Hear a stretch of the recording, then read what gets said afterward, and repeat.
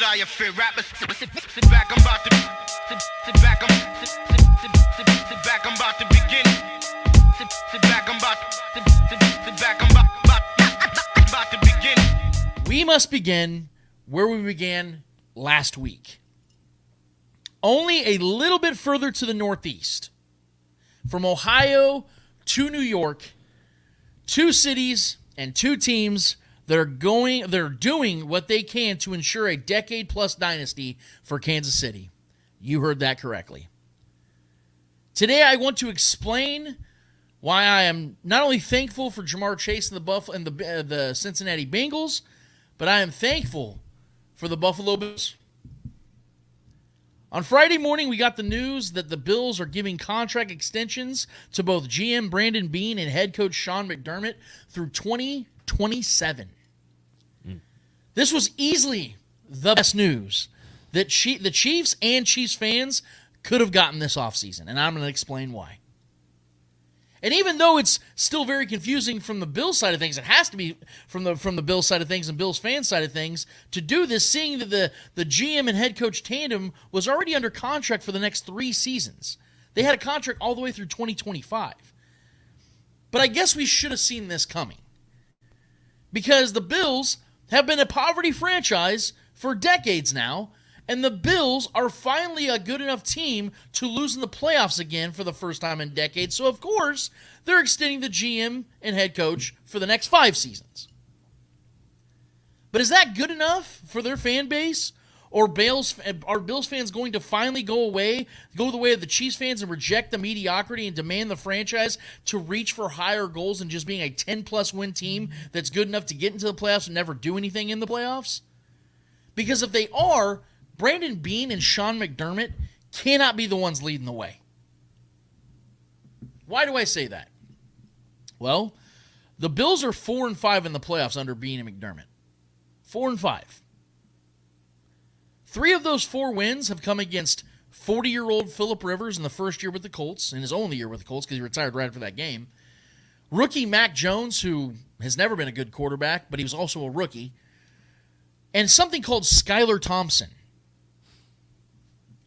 All 5 losses have come against Blake Bortles, LOL, Deshaun Watson, Patrick Mahomes again, and then Joe Burrow. Josh Allen was drafted in 2018 and didn't lead the Bills to the playoffs until 2019, so with Allen, they're 3-4 in the playoffs.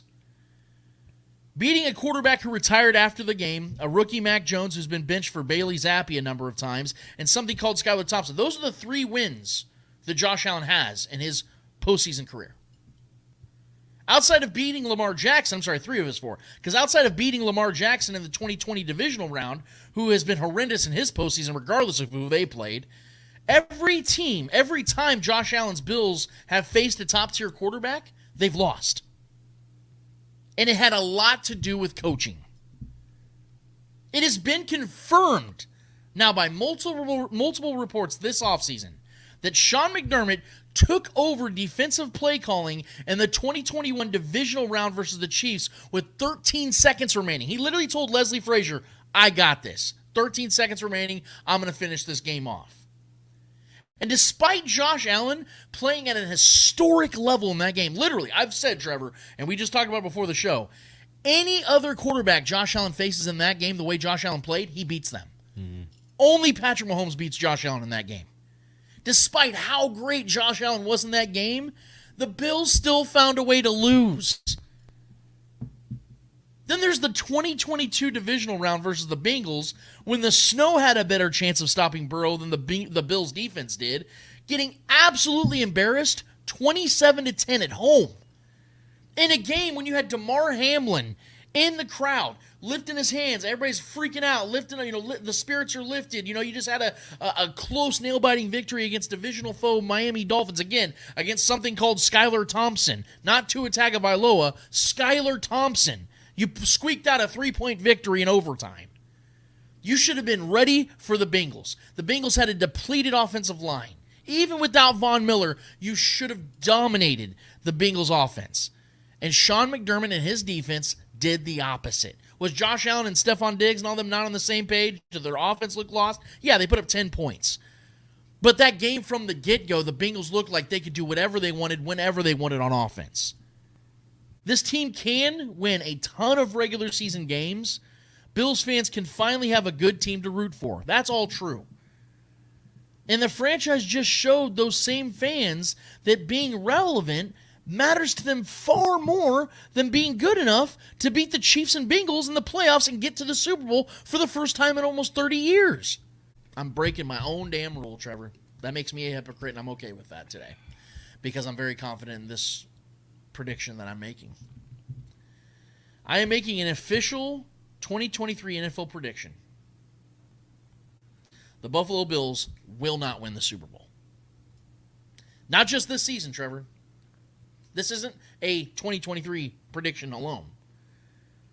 The Buffalo Bills will never win a Super Bowl with Sean McDermott and Josh Allen as their head coach quarterback duo. It will never happen. Why? NFL history. No team in NFL history has ever started the same quarterback under the same head coach for more than 5 seasons and win their first Super Bowl after the 5th season. It's never happened.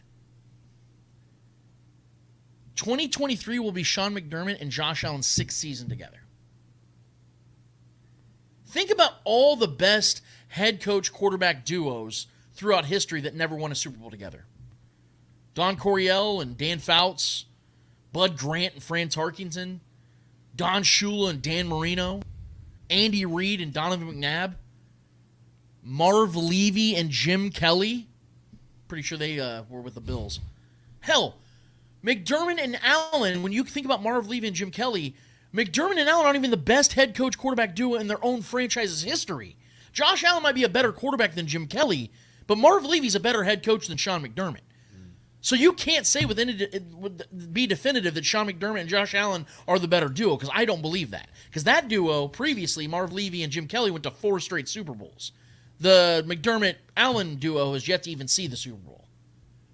So unless you or anyone else that's watching and listening to this can tell me that Sean McDermott and Josh Allen strike you as an historic duo that can and will be the first duo in NFL history to win their first Super Bowl together after that 5th season together, I'm going to confidently go with history on this one and say their best days and their best chances, their only chances to win a Super Bowl together, have already passed them by.